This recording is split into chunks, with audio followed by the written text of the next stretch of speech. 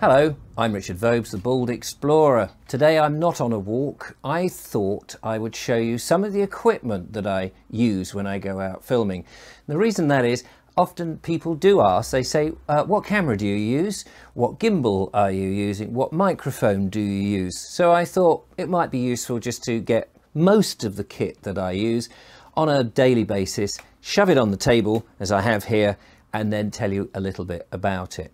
So when I started doing the daily walks with my camera, I mostly started with a GoPro. This is the GoPro 7 Black, and I started with that one.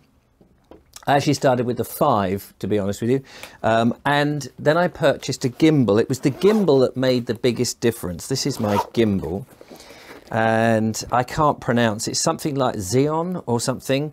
It's an unpronounceable Chinese name, which I think is a bit of a flaw in their marketing, because many products are given names that you can easily say, but when you have a name that's not so easy, it becomes very tricky. This is it. It has 3 simple motors on there. People are getting more and more aware of what gimbals are. It holds the camera, the little GoPro, or indeed your phone, in this slot, and then it holds it nice and steady. And I would hold that in my hand, switch that on. I won't do that now in the space of this video. I have used, there are videos where I've got the gimbal out, and you can check that out. It's very good, very useful, and I used to just use that. I would then sometimes use a tie clip microphone, which I'm using here. I'm actually using a radio mic on a completely different camera today, just so I can show you my out and about kit.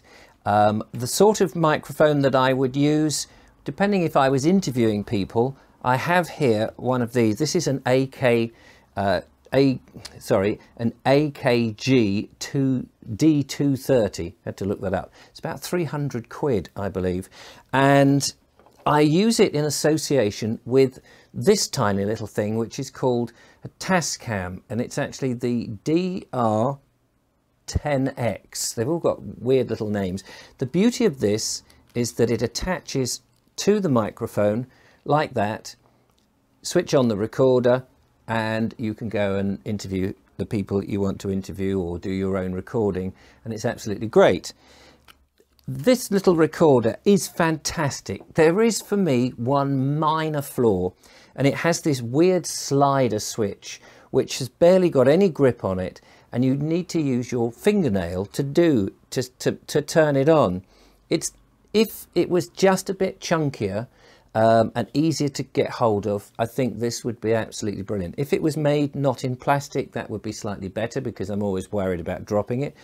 But this rocker switch here to turn it on and off is such a pain. It really is. And I'm sure anybody else who's got this little recorder has the same problem. However, quality of the sound is superb, depending on what microphone you plug into it, of course, and how you use it. But otherwise, it's a nifty bit of kit, and I like that very much. My microphone here is, this particular microphone is a good all-rounder. It's great for interviews. It's great for getting general atmosphere. It is, of course, a single microphone, so it's mono.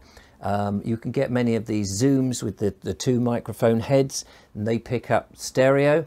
They are terrific, but be careful in wind. This is designed really for outside, although it's got the sponge on the outside here.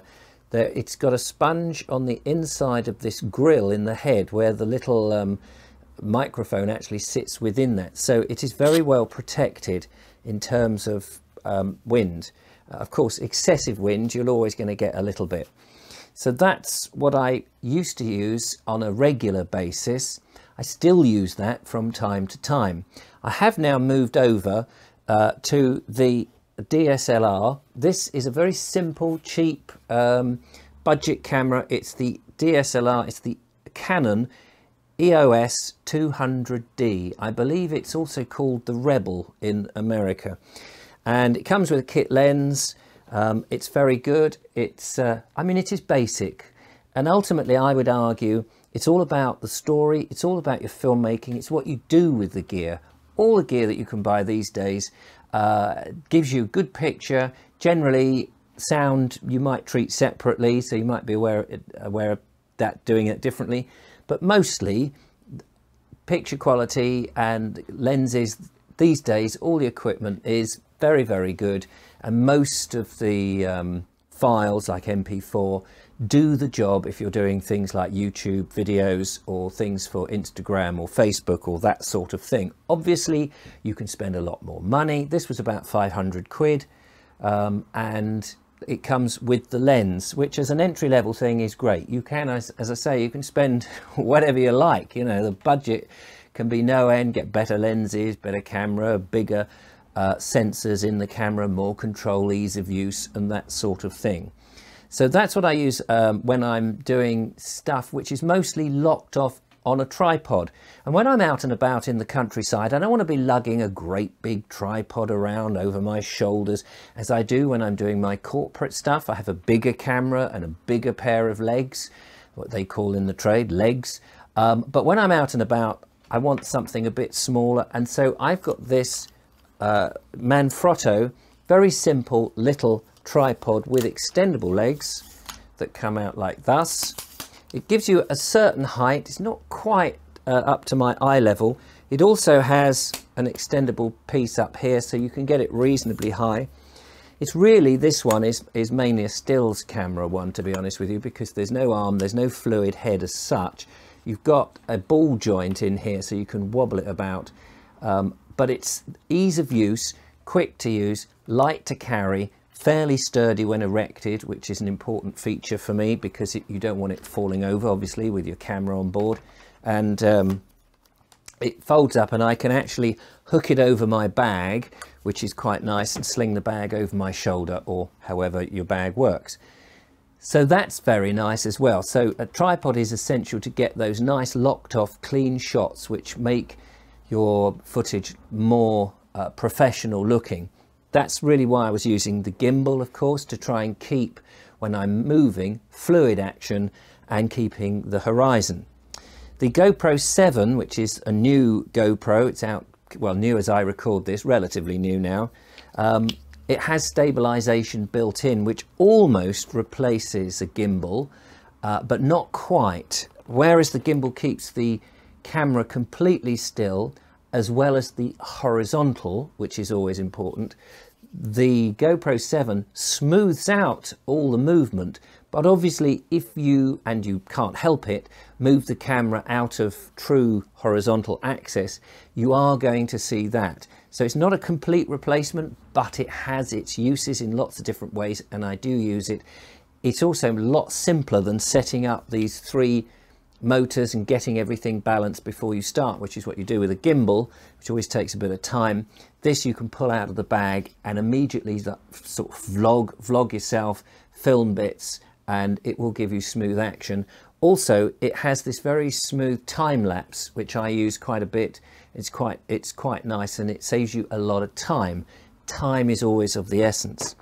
Another little tripod that I use, well, it's actually called a Gorilla Pod, is one of these. It's a twisty little tripod. The camera sits on the top here. The advantage of this is, again, you can just have it in your kit bag, you can have it slung over the handle. It's very lightweight to carry, but gate posts, tree trunks, branches, anything, brick walls, you want to set up the camera very swiftly, you can shove this thing in almost any position, put the camera on the top, point it wherever you want to point it, and you can get going.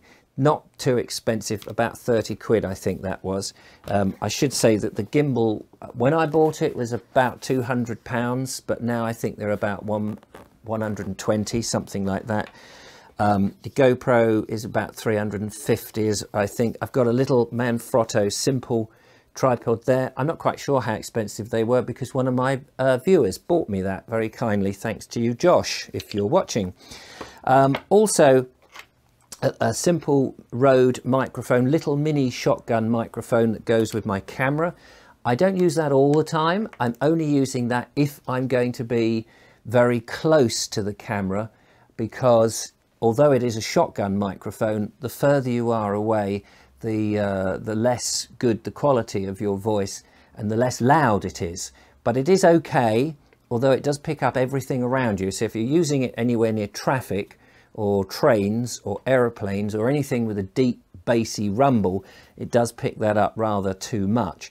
that's when I would prefer to use a tie clip microphone and a recorder. So you could use that. You could use that with a microphone connected to it. This is the Tascam again, but I actually prefer another one. See, this is all of these bits of kit. There's different bits of kit for different jobs.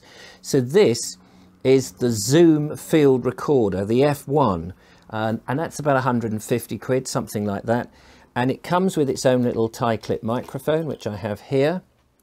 And it's got a little fluffy. I think the fluffy comes with it. The advantage of this one is that you can clip this to your belt. In fact, your belt can loop through here. It goes onto your belt. It has your microphone, so you can slot your microphone very easily in the plug, field it up through your clothes, however you're going to do that. And it's got a lovely push button action to go into record. Batteries are AAAs, last forever. Well, not forever, obviously, but you know, they do last a good long time. Brilliant piece of kit. This is relatively new on the market and I absolutely love it. It's my first choice of portable recorder and it does a great job indeed. And also you don't have to think about it because it's on your belt, so it's easy to forget about that. When I'm out with my DSLR, obviously, as I said before, it comes with lens. It comes with a kit lens, or you can buy it with a kit lens. Many DSLRs you can buy just the body.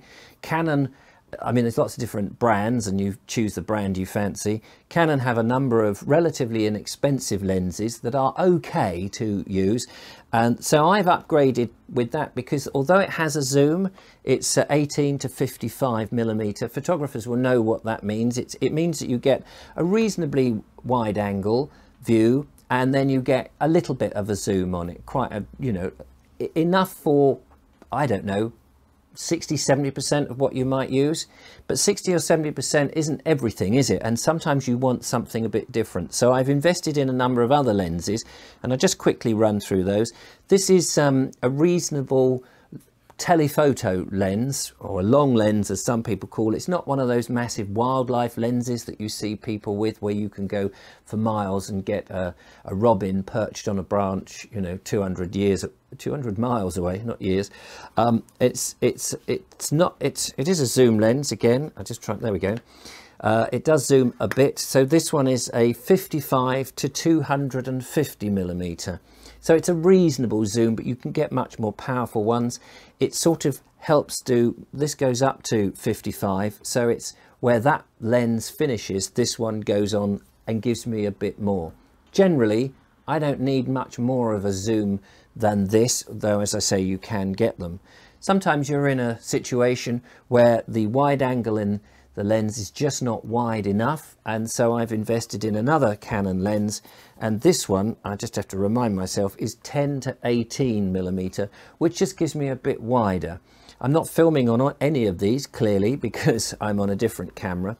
It's actually a Sony camera which I use for my corporate stuff, and so that does its own lenses and stuff. So this is useful for wide angle and it gives you a bit of a zoom on there. It's not much, but it's amazing how, although it's quite little, from 18 back down to 10, how wide that can go. I don't use it that often. Sometimes when I'm trying to get a cutaway perhaps of a church and you're limited on how far back you can go. Sometimes you just need to get, it's not quite fisheye, but it's getting close. Then I have a prime lens. I love this lens. This is, let me just double check. Yes, it's the EFS Canon 24 millimeter or pancake lens, they call it. It's fixed, no zoom. So in other words, if you want to get closer, you have to move in closer. If you want to get further away, you move in, you move back further away. Very simple little lens. I can't remember exactly what it was, about 150 quid or something like that. It's a terrific lens because it doesn't have the zoom. It's only got one chunk of glass, which means in theory and usually in practice, it means that you get sharper images. It also, because it opens up quite the aperture to about, what is it, 1.8 or 2 point something or other, can't remember without trying to, hang on. It's, yes, it's, well, it doesn't say there, should do. I should know this, but it's about 1.8 or 2.8, something like that, which means that you can open up the aperture and shoot in lower light, which is good. And sometimes you want the effect where you're in focus and the background is somewhat out of focus, so that you pop, as they say, in the vision. That helps me do that. I use that quite a lot. It's also very lightweight. It sits on this camera, which can be, although it's a lightweight camera, it can still be quite heavy when you're going on a walk. And you can see the difference there. It is a bit smaller and it's less noticeable, which is rather good. What else have I not covered? I think I've covered everything bar one of these. No, it's not an old-fashioned tobacco tin. It is actually a ND filter in here. And on those bright sunny days, I occasionally now use this. It's quite a new acquisition. In my corporate life, I have a camera where the ND filters are all built in, so I haven't had to worry about them. But in this, ND stands for neutral density, and it's almost as if you're suddenly filming through smoked glass. But what it does is it reduces the amount of light. So when you're filming on a very bright sunny day, you can reduce the amount of light coming into the camera. And it can help with things like highlights and stuff, because being bald, often my head will burn out. It will sort of join the background or be too bright. The sun will bounce off it. And this will help bring down the aperture. It's also helpful again when you want to open up the aperture because you want a certain short field of vision, so that again, perhaps I want to be in focus, but I don't want everything else to be in focus. And when it's a bright sunny day, that tends to happen, that everything becomes in focus, because ordinarily you'd have to close the lens down a bit like a pinhole camera, and so it tries to focus everything. It's a technical thing. If you don't know what it is, there's plenty of videos about how ND filters work, but I do carry one of those. The last thing I will say, and thank you so much for indulging me in this video today, is, of course, everybody needs a bag to carry it in. And I have, this is quite a great bag. It's an Amazon Basic bag, and it was about 25 quid, 26 quid, something like that. Amazing value. Simple bag, everything that I need on the day of a shoot packs in there. I can, with these hoops, I can dangle my tripod over the side. You can actually fix a tripod. There's some other hoops here which can slide in. I actually find that a bit cumbersome to get the thing in and out of, but it's very lightweight, it's padded, and it's cheap. And you know that in my business it needs to be relatively cheap, because should I fall over, should I break something, I'd like to be able to replace it quite easily. Well, I think that's about it. That's sort of more or less the kit that I use on a daily basis. I do use other bits and pieces from time to time, but maybe I'll do another video on that. I hope you've enjoyed it. I'll list all the things and so that you can check them out on Amazon if you wish to purchase any of those things, or just check them up, see the current prices and what's available. Some of these things are not always available. You have these things and then they go out available. Do leave a comment, leave a like. Well, you can't leave a like, can you? But click a like, do a follow, make a comment, subscribe, all that sort of stuff. And if you enjoy my videos on a daily basis, I try to pop out a 10-minute video every day of some description. If you enjoy that whilst you're having your cup of tea and you fancy buying me a cup of coffee to say thanks for making them, that would be absolutely terrific. It all helps to buy little bits of kit that makes the videos better and better, trying to improve them all the time. So that would be great. Details on the bottom of the screen. But thank you so much for indulging me here as I've gone through all the kit. It's lovely to do so. And I will see you out and about, hopefully, on another walk, doing another exploration very soon. Till then, thanks for watching. Bye-bye. Right, pack all the stuff away. So, tripod, you can go over there.